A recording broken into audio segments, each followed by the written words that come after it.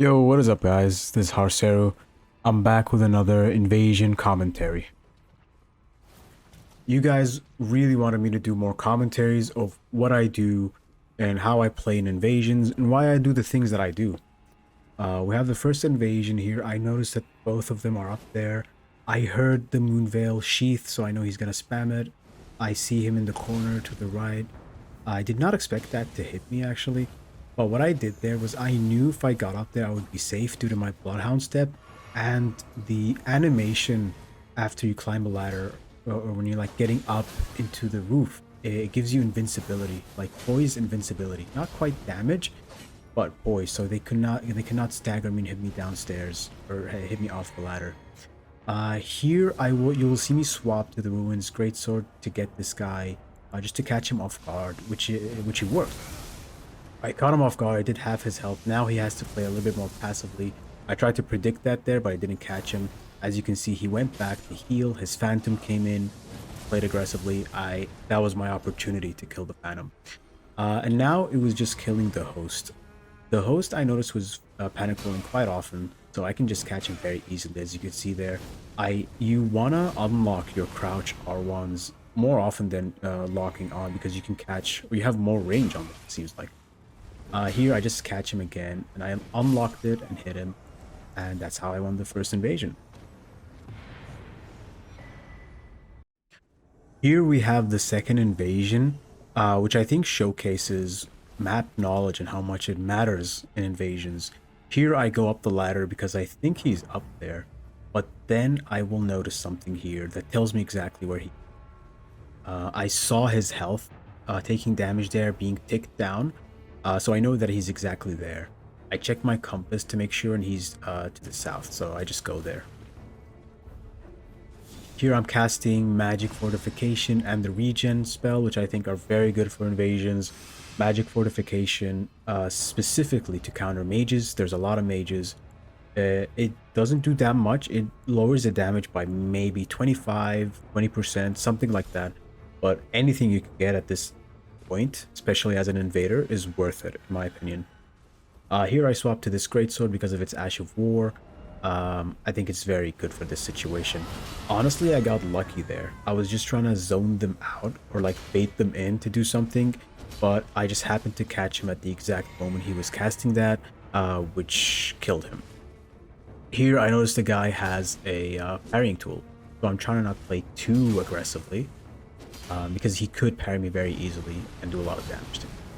Here I noticed he goes for a parry as he had low stamina, which was unfortunate for him, because if he blocks and I hit him, I instantly break his poise, which happened, and then I kill him.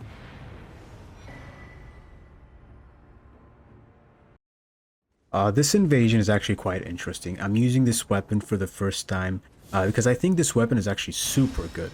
Amongst its class, I'm not sure what the class is. I think it's Colossal Weapon. I forgot exactly what this weapon class is called, but this weapon is the fastest out of its class. I think it might be a bug. It does a lot of... It swings really fast, almost as fast as a claymore. Here I'm testing the Ash of War for the first time just to see if it has any hyper armor, but it doesn't seem like it because he stunned me out of with the Moonveil attack. This is a perfect position for me to swap to the Ruins Greatsword, which I do very shortly. It's a very narrow walkway, and they're all there, so I can just catch them off guard with this. I came out of the corner to catch them with surprise, and I killed one Phantom because of it. Now it's a 1v2, much easier to handle. The host was running away, but I'm not sure why the Phantom came in. When he jumped there, I think it counted that damage as either counter damage or instability damage, so he took way more damage there. Maybe if he didn't jump, he would have taken like 800, and that would have been an entirely different invasions. And this is why I like invasions. They're very chaotic and random. Here I swapped to this weapon because I think it's a very fun weapon. Very funny too. As you can see from the bubble here, which stun locks him and does so much damage. I outspace him there, and then I hit him. And yeah, that's how I won that one. Sometimes, however, you may lose invasions because of big mistakes that you make. And this invasion showcases a major mistake that I did.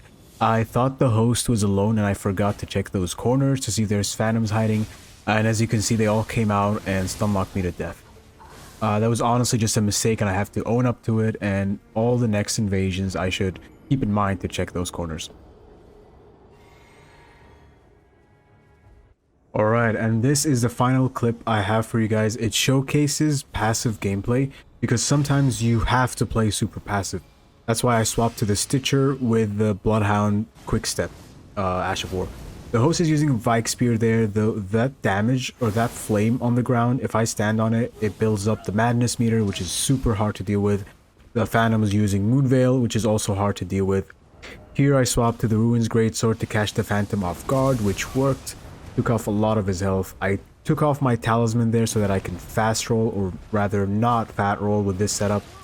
I did the Ash of War again earlier, and it didn't go through because I had no FP, so I need to pay more attention to my FP. Here I'm using the Physique with the second chance tier, which is really good for invasions. Super solid one that gives you more HP when you reach 0. So a second chance, essentially. There, I noticed the host used that incantation twice, which has a long wind-up, and I capitalized off of that and took that as an opportunity to hit him with my Ash of War.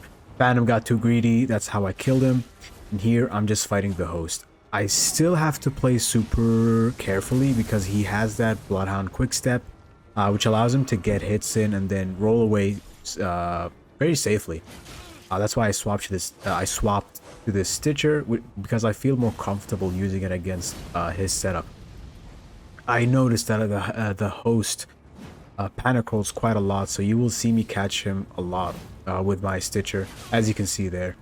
That was nice on him. He broke my poise there. I missed the backstab, and I need to make sure not to go for backstabs a lot in invasions because they cost you if you miss them. They cost you a lot of damage, and you may die just because of that. Here I shouldn't have hit that, honestly. The range is crazy on these running R2s. He fat fingered here. He misclicked that heal, which gave me enough time to backstab him and kill him. And yeah, that was just GG.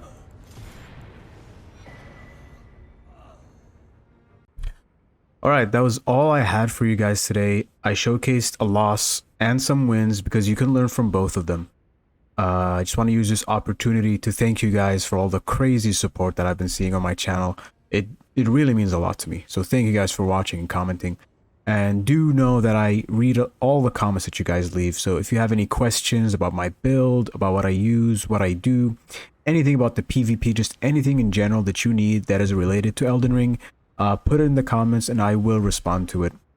That was all that I have for you guys today. Thank you so much for watching, and I will see you in the next one.